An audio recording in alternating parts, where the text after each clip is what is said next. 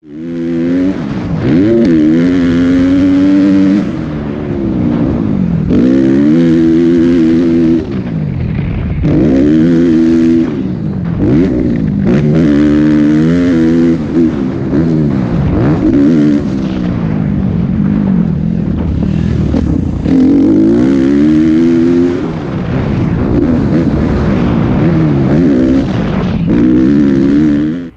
there, we're out with two motocross bikes out at Kauai, one of our favorite places to ride, and we've ridden here 2 days in a row on the same two bikes.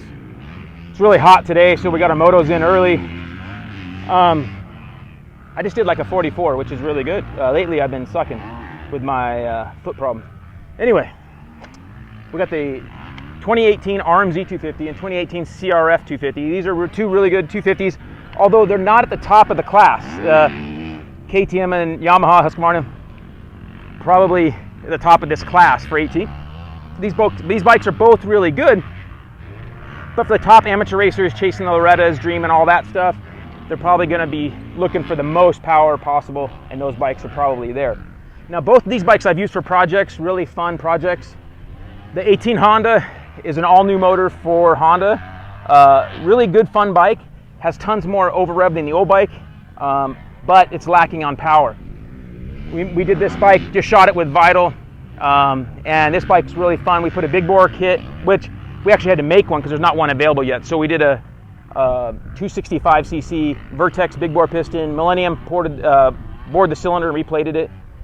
And then Racetech mapped it to the Vortex. And so that thing feels really good. Is it better than a built Yamaha? Probably not, but it's pretty good. It's really fun. Suspension's really good. Really like the bike overall. For 2019, they're going to be updating that bike to some new head that's going to help it get some more bottom and mid back, new head, cam, that stuff. I think that's the major changes coming for 19 on that bike. So that'd be a good bike for guys that are Honda guys. You can't go wrong. I always feel really comfortable on them, even though I've been riding a lot more KTMs and Husqvarnas and other bikes. This bike, I still feel very comfortable on the Hondas.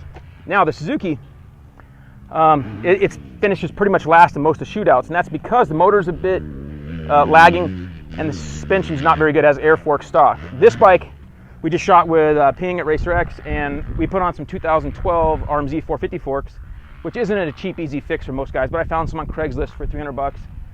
You do have to get clamps to match up to make them work because there's a different diameter.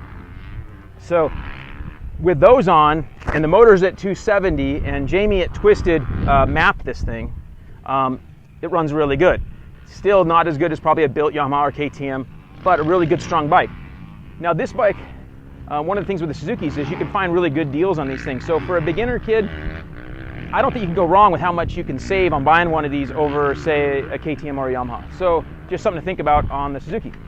Now, between the two of them, I probably still lean towards the Honda, but not by a ton. The Suzuki's a really good bike. With this big board, it has tons of bottom and mid, but lacking on top. You know, we've had to go down on the gearing. We probably couldn't go any more. We had gone one smaller on the rear. So, again, really good, fun bike. But between the two of them, I'd probably pick the Honda, but both are good bikes, and we have a ton of fun on them. So, can't beat it for motoing.